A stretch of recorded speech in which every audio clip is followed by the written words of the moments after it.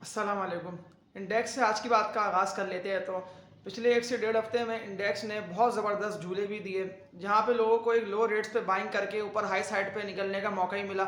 लेकिन देखिए इसमें ना ज़्यादातर लोग वही बहुत ज़्यादा ही बेस्ट रहे जिन्होंने लो रेट्स पे स्टॉक को बाइंग करा और फिर हाई साइड पे आके उन स्टॉक को सेल करा और स्टॉक से निकले। लेकिन देखिए जो मैं आपसे पिछले डेढ़ हफ्ते की बात कर रहा हूँ, तो इंडेक्स 59,000 पे आया 67,000 से। लेकिन फिर 60,000 से के सी 100 तेजी से बढ़ा है, यानी कि एक शार्प अपवर्ड आया के सी 100 में। और 65,000 पे जाके फिर के सी 100 फंसता हुआ था नजर आया, यानी कि फिर 65,000 पे के सी 100 में सेलिंग भी दिखने में आ रही थी और एक सेलिंग प्रेशर भी बढ़ चुका था। और 65,000 के सी 100 का एक मजबूत रेजिस्टेंस बन चुका था, यानी कि फिर के सी 100 इस 65,000 के लेवल को ब्रेक कर नहीं पाता। तो वहाँ तो फिर यही दिखने में आया कि जैसी एक इलेक्शन की न्यूज़ भी आई कि इलेक्शन मुलतवी हो गए हैं और करारदाद जो मंजूर हुई सेनेट से, तो फिर वहाँ से के सी 100 23 से भी नीचे की तरफ ही आया और 64,000 से भी नीचे के सी 100 गया है। फिर वहाँ से के सी 100 रिकवर करता हुआ 64,000 से ऊपर पे आके ट्रेड करता रहा। जो मैं आप लोगों से एक बात यही बोल रहा होता हूँ कि स्टॉक्स जो कि बहुत ज़्यादा ही बढ़ चुके हैं उनमें आप लोग बाइंग ना करें, और जो स्टॉक नीचे रेट से मिल रहे हो यानी कि वो स्टॉक्स अपने लो रेट्स पे ट्रेडिंग कर रहे हो, तो वहाँ आप लोग उन स्टॉक्स को बाइंग कर लेंगे तो वो ज़्यादा बेहतर रहेगा। अगर आप लोग मेरी पिछली वीडियोस की वॉच कर लें तो देखिए मैं आप लोगों को वही कंपनीज बता रहा हूँ जो कि अभी बड़ी नहीं है, यानी कि अभी उन स्टॉक प्राइस में तेज़ी आना बाकी है। तो फिर तो आप लोगों ने खुद देख लिया कि काफ़ी कंपनीज के तो रेट्स अपने ऑल टाइम हाई से भी ऊपर निकल गए, यानी कि 100% रेट्स डबल हो गए। इस वीडियो को लाजमी लाइक भी कर दिएगा, और जो भी न्यू व्यूअर्स जो कि वीडियो वॉच कर रहे हैं वो इस चैनल लाजमी सब्सक्राइब भी करें, ताकि फिर आप लोगों को इस तरह की बेहतर वीडियोस मिलती रहे। तो वीडियो को लाइक और चैनल को सब्सक्राइब लाजमी कर दिया करें। इंडेक्स का देखिए जो मैं आप लोगों को बता रहा हूँ कि इंडेक्स 64 से 65,000 पे ट्रेडिंग कर रहा है। तो अभी काफ़ी सारे ऐसी पॉजिटिव खबरें हैं जो कि अभी आना बाकी हैं, और कुछ खबरें तो रियलाइज भी हो चुकी हैं, तो जिसकी वजह से के सी 100 स्लो स्लो करके बढ़ ही रहा है। तो अभी तो IMF की खबरें भी और काफ़ी सारे खबरें आना बाकी हैं। तो जो भी स्टॉक्स आप लोगों के बढ़ रहे हैं तो आप लोग अपने प्रॉफिट लाजमी पक्का करते रहें, इसलिए कि के सी 100 ना अभी अपने ऑल टाइम हाई पे जा रहे हैं, यानी कि के सी 100 से खासा बढ़ रहा है। तो इस बढ़ते इंडेक्स में ऐसा ना हो कि आप लोग वो स्टॉक्स को बाइंग कर लें जो कि अपने रेजिस्टेंस एरिया पे हो और जो स्टॉक्स फंस रहे हो। तो जब वो स्टॉक गिरता है तो फिर ऐसा ना हो कि आप लोगों की इन्वेस्टमेंट कम से कम होती रहे। तो इससे बेहतर यही कि जो स्टॉक्स अपने लो रेट्स पे ट्रेडिंग कर रहे हैं, यानी कि अभी उन स्टॉक्स की बाजी नहीं आई है और वो स्टॉक्स अभी चले नहीं है, तो आप लोग उन स्टॉक्स को बाइंग कर लेंगे तो वो ज़्यादा बेहतर रहेगा, ताकि फिर लॉन्ग टर्म में आप लोगों को एक अच्छा कैपिटल गेन हो। जब वो स्टॉक तेजी से बढ़े ना तो फिर आप लोगों को एक अच्छा कैपिटल गेन हासिल हो। तो मैं आप लोगों को इसीलिए बेहतर और फाइनेंशियली स्टेबल कंपनीज के स्टॉक्स ही रेकमेंड कर रहा होता हूँ कि जो स्टॉक्स अभी चले नहीं हैं और जिनमें अभी तेज़ी आना बाकी है। इसके अलावा आप लोग पेनी स्टॉक्स में भी अगर ट्रेडिंग करते हैं और बाइंग करते हैं तो वो पेनी स्टॉक जिसका अभी रेट नहीं बढ़ा, यानी कि अभी उस पेनी स्टॉक में थोड़ी बहुत क्या है 2-4 रुपए की 1-2 रुपए की तेज़ी आना बाकी है, तो आप लोग उस स्टॉक को बाय कर लेंगे तो वो ज़्यादा बेहतर रहेगा। बनस्पत ये कि WTL, सिनर्जी, कोई भी ऐसा स्टॉक आप लोग बाय कर लें जो कि अच्छा खासा बढ़ गया है। के इलेक्ट्रिक में इतने सारे लोग फंस गए, जब वो बढ़ा है के इलेक्ट्रिक 23 से तो फिर लोग चढ़े कि जब के इलेक्ट्रिक लो रेट्स पे ट्रेडिंग कर रहा था ना तो फिर तो आप लोगों को के इलेक्ट्रिक को वहाँ बाय करना था। तो जब वो अच्छा खासा बढ़ गया तो फिर तब वहाँ लोग चढ़े, तो आप लोगों ने तो खुद देख लिया कि के इलेक्ट्रिक कंटिन्यूसली गिर ही रहा है।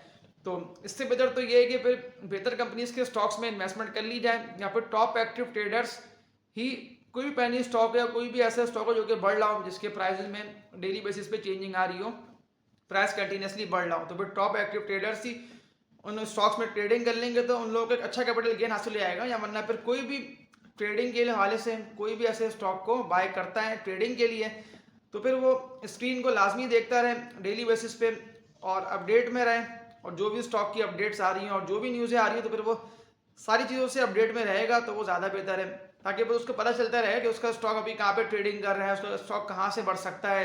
या ऐसा ना हो कि अच्छा वो स्टॉक अच्छा खासा बढ़ गया और अपने रेजिस्टेंस एरिया पे आगे जब वो वहाँ से गिरे तो फिर आप लोगों की इन्वेस्टमेंट्स फंस जाए।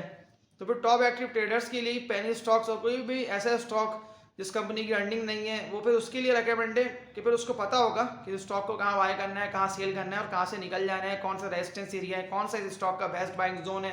तो फिर टॉप एक्टिव ट्रेडर्स के लिए वो स्टॉक्स बेहतर है। इंडेक्स की बात कर लेते हो तो इंडेक्स अभी 64 से 65,000 के दरमियान ट्रेडिंग कर रहा है, और यहाँ से बिल्कुल देख के ऐसा लग रहा है जो कि अभी IMF की न्यूज़ भी आना बाकी है और काफ़ी सारी न्यूज़ें आना बाकी है। तो इंडेक्स बिल्कुल जो मैंने आप लोगों को इससे पहले भी कहा था अपने इसी चैनल पर जो मेरी वीडियो अपलोड है, जो मैंने आप लोगों को कहा था कि इंडेक्स 75,000 हो जाएगा, तो वो तो यहाँ से भी देख के साफ जाहिर हो रहा है कि अगर काफ़ी ऐसे स्टॉक्स हैं जिनका रेट्स तो अभी बढ़े ही नहीं, यानी कि उन स्टॉक्स में तेज़ी आना बाकी है। के सी 100 के स्टॉक्स की बात कर रहा हूँ, तो जब वो बढ़ते हैं तो इंडेक्स के पॉइंट्स बिल्कुल वहाँ से बढ़ेंगे तो इंडेक्स फिर 75,000 75,000 पे इंडेक्स पहुंच जाएगा। यानी कि एक 75,000 का अच्छा खासा इंडेक्स का एक हाई लेवल होगा। तो फिर आप लोग लाजमी जो भी स्टॉक में प्रॉफिट हो रहा हो उसको पक्का करते रहेंगे तो वो ज़्यादा बेहतर है। या जो स्टॉक बहुत ज़्यादा ही बढ़ चुके हैं, यानी कि 100% से भी ज़्यादा बढ़ चुके हैं, तो उससे आप लोग निकल जाएंगे तो वो ज़्यादा बेहतर रहेगा। और उन स्टॉक्स में अपनी इन्वेस्टमेंट को आप लोग शिफ्ट कर लें जो कि नहीं बढ़े हैं, यानी कि अभी उन स्टॉक्स में तेज़ी आना बाकी है। तो वहाँ से फिर आप लोगों को बेहतर कैपिटल गेन भी मिल जाएगा। और अगर वो स्टॉक्स डिविडेंड्स देते हैं तो आप लोगों को एक अच्छा डिविडेंड भी उन स्टॉक से लॉन्ग टर्म में जाके मिलता रहेगा।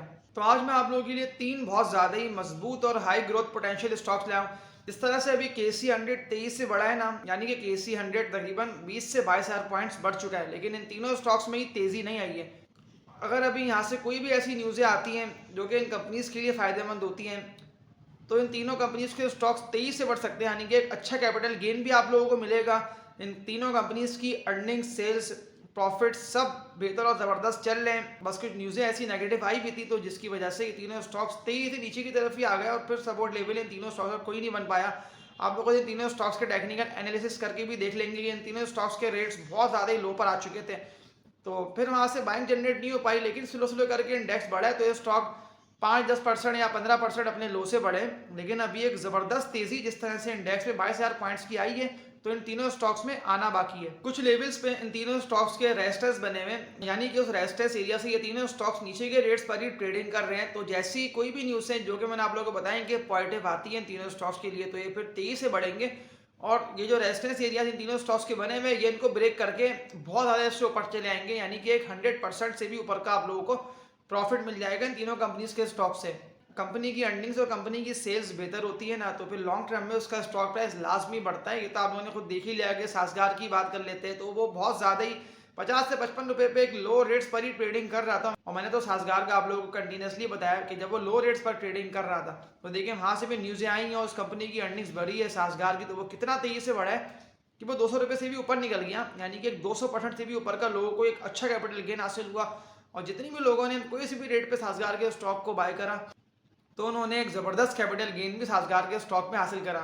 तो इसीलिए मैं आप लोगों को इन तीनों कंपनीज के स्टॉक्स का बता रहा हूँ, रेकमेंड कर रहा हूँ कि लॉन्ग टर्म में इन तीनों कंपनीज के स्टॉक्स में एक अच्छा कैपिटल गेन भी आप लोगों को हासिल हो जाएगा। इसलिए तेज़ी बिल्कुल आएगी तीनों कंपनीज के स्टॉक्स में, लेकिन वो लॉन्ग टर्म में आएगी। लॉन्ग टर्म से मुराद ये है कि देखिए साल तक का टारगेट रख के आप इन तीनों स्टॉक्स को बाय कर लेते हैं ना और होल्डिंग कर लेते हैं 1 साल तक का टारगेट, तो अच्छा खासा एक कैपिटल गेन भी आप लोगों को हासिल हो जाएगा।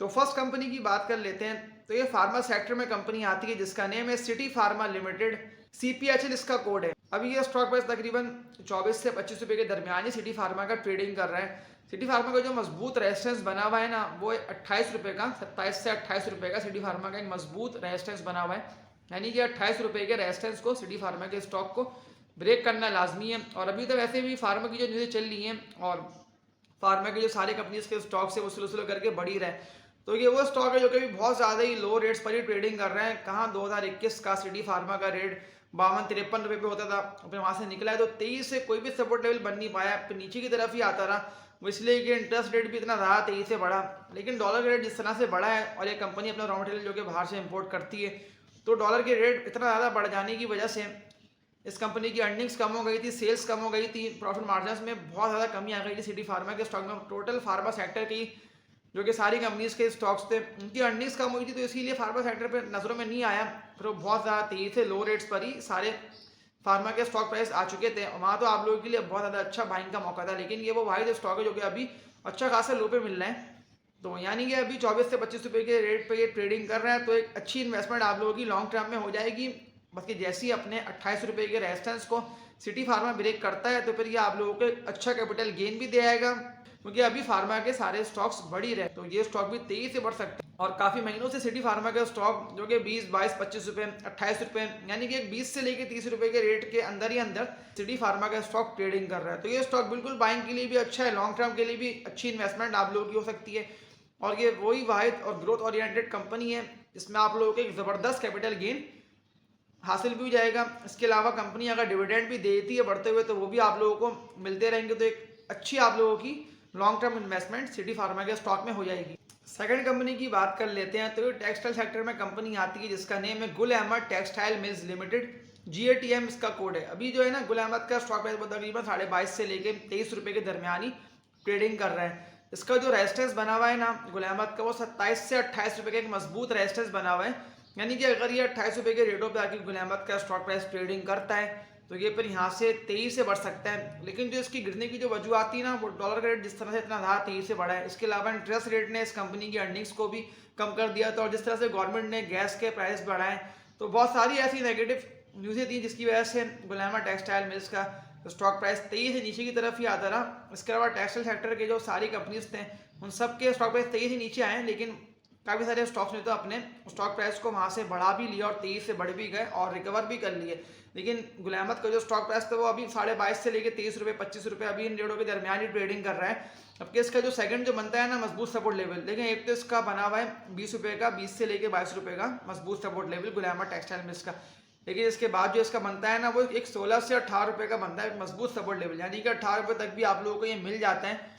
तो ये आप लोगों की अच्छी बाइंग हो जाएगी। लेकिन थोड़ी सी ये अभी यहाँ से डिप मारता है, यानी कि कोई भी ऐसी न्यूज़ आती है जो कि इसकी थोड़ी सी इसके स्टॉक प्राइस को कम करती है, तो ये अपने 20 से लेके 21 रुपये, यानी कि अगर आप लोगों को 20 रुपये तक मिलता है गुल अहमद का स्टॉक प्राइस, तो ये आप लोगों की अच्छी बाइंग हो जाएगी लॉन्ग टर्म के लिए। और ये जैसे ही अपने 27 रुपये के रेजिस्टेंस को ब्रेक करता है, तो इसका long term target Gul Ahmed का 40 रुपये का, यानी कि 40 रुपये तक तो 23 से बढ़ जाएगा गुल अहमद का स्टॉक प्राइस। बस ये अपने जो कि मैंने आप लोगों को बताया कि इसका रेजिस्टेंस बनता है 27 से 28 रुपये का, बस ये इन रेटों पे 30 रुपये के रेट्स पे ये ट्रेडिंग कर लेता है, यानी कि एक पक्का एक मजबूत सपोर्ट लेवल इसका बन जाता है। तो फिर यहाँ से 23 से बढ़ेगा और फिर बहुत ज़्यादा ही फास्ट इसमें ट्रेडिंग भी होगी, वॉल्यूम्स भी बनेंगे, क्योंकि जो कंपनी की अर्निंग्स है और सेल्स है वो सब बेहतर चल रही हैं। और जैसी टेक्सटाइल की न्यूज़ें आती हैं और गवर्नमेंट कोई भी ऐसी न्यूज़ देती है जो कि टेक्सटाइल सेक्टर के लिए बहुत ज़्यादा ही बेहतर होती है, तो फिर ये स्टॉक भी 23 से बढ़ जाएगा। इस तरह से इंटरलूक का स्टॉक आप लोगों ने खुद दिया कि कितना ज़्यादा नीचे आया है, वो फिर कितना ज़्यादा 23 से वहाँ से बढ़ा है, एक बाइंग जनरेट हुई है। तो वैसे ही ये स्टॉक भी 23 से बढ़ सकता है और लॉन्ग टर्म के लिए गुल अहमद का स्टॉक प्राइस बहुत ज़्यादा ही बेहतर है। लॉन्ग टर्म देखिए ये होता है कि साल से 1.5 साल तक का माइंड आप लोग रख के स्टॉक में बाइंग करें और होल्डिंग कर लें, तो साल 1.5 साल में आप लोगों की बारी बिल्कुल इस स्टॉक में आ भी जाएगी। बारी देखें इसलिए कि जब ये 23 से बढ़ेगा तो एक अच्छा कैपिटल गेन जो आप लोगों ने अपने माइंड में सेट करा हुआ होगा गुल अहमद का, अपने 40 से 45 रुपये के फर्स्ट टारगेट को बिल्कुल वहाँ तक पहुँच जाएगा। तो अभी ये नीचे मिल रहा है, तो यहाँ आप लोगों के लिए बहुत ज़्यादा अच्छा बाइंग का मौका है गुल अहमद के स्टॉक प्राइस में। बिल्कुल आप लोग लॉन्ग टर्म के हवाले से इन्वेस्टमेंट कर सकते हैं। थर्ड कंपनी की बात कर लेते हैं, तो ये केमिकल सेक्टर में कंपनी आती है जिसका नेम है डेस्कॉन ऑक्सीकेम लिमिटेड, डॉल इसका कोड है। देखिए अभी जो डॉल का जो रेजिस्टेंस बना हुआ है ना, वो एक 27 से 28 रुपये का डॉल का एक मजबूत रेजिस्टेंस बना हुआ है, यानी कि 28 रुपये के रेजिस्टेंस को डॉल के स्टॉक प्राइस को ब्रेक करना लाजमी है। अभी ये जिन रेट्स पे ट्रेडिंग कर रहे हैं तो ये इसके बिल्कुल एक्यूमुलेशन के ही रेट है, यानी कि यहाँ आप लोग डॉल के स्टॉक को जमा कर सकते हैं 22 से 24-25 रुपये, ये आप लोगों को अभी यहीं पर ही मिल रहा है, इन्हीं रेट्स पर ही मिल रहा है। और कंपनी भी बहुत ज़्यादा ही बेहतर है, अच्छी है, अर्निंग्स और सेल्स भी कंटिन्यूसली चली रही हैं। जिस तरह से आप लोग देख रहे हैं उसके स्टॉक प्राइस में कंटिन्यूसली अपवर्ड ही आ रहा है। पिछले वीक में तो उसको अपर कैप भी लगी और एक बुलिश हो चुका था और 23 से बढ़ ही रहा है। डॉल के लॉन्ग टर्म टारगेट की बात कर लेते तो लॉन्ग टर्म टारगेट डेस्कॉन ऑक्सीकेम का 40 से 42 रुपये, यानी कि अगर 40 रुपये तक भी आता है और कंपनी तो डिविडेंड्स भी दे रही होती है, ईयरली आपको तो इसके डिविडेंड्स भी देख सकते हैं कि डिविडेंड्स और पे आउट्स भी ये दे रही होती है, तो इसका 40 रुपये का लॉन्ग टर्म टारगेट और डिविडेंड्स बिल्कुल इस कंपनी में आप लोग इन्वेस्टमेंट कर सकते हैं और एक अच्छा कैपिटल गेन डॉल के स्टॉक प्राइस में आप लोगों को मिल जाएगा। अगर देखिए मैं आप लोगों को तीनों कंपनीज का बता दूं, जिसमें सिटी फार्मा, गुल अहमद टेक्सटाइल मिल्स और डेस्कॉन ऑक्सीकेम, तो ये तीनों ही बहुत ज़्यादा ही अच्छे, बेहतर और शानदार रेट्स पे मिल रहे हैं। बस ये आप लोगों के लिए अभी जिन रेट्स पे ट्रेडिंग कर रहे हैं तो ये बिल्कुल बाइंग का मौका है। यहाँ से 23 से बढ़ेंगे तो एक अच्छा कैपिटल गेन भी आप लोगों को हासिल हो जाएगा और आप लोगों की इन्वेस्टमेंट तो बिल्कुल डबल हो जाएगी। तो इस वीडियो को लाजमी लाइक भी कर दिएगा। देखिए लाइक करने का मैं आपसे इसलिए बोल रहा होता हूँ ताकि फिर ये वीडियो और ज़्यादा से ज़्यादा आगे से आगे बढ़े और फिर ये उन लोगों तक पहुँचे अभी जिन लोगों तक ये वीडियो नहीं पहुँच पा रही। तो लाइक वीडियो को लाजमी, जो भी वीडियो आप लोग मेरी वॉच करें उसका आप लोग लाजमी लाइक भी कर दिया करें। और जो भी न्यू व्यूअर्स जो ये वीडियो देख रहे हैं वो इस चैनल को सब्सक्राइब भी करें ताकि फिर आप लोगों को इस तरह की बेहतर वीडियोस टाइमली मिल जाया करें, जिससे फिर आप लोगों की स्टॉक्स की बाइंग करने में, डिसीजन मेकिंग करने में आसानी हो जाए। और जो भी आप लोगों के सवालात हो वो लोग कमेंट सेक्शन में लाजमी करके बता भी दिया करें ताकि फिर नेक्स्ट डे आप लोगों के सवालात का आप लोगों को आंसर ही मिल जाए। तो तब तक के लिए अपना ख्याल रखिएगा। अल्लाह हाफिज़।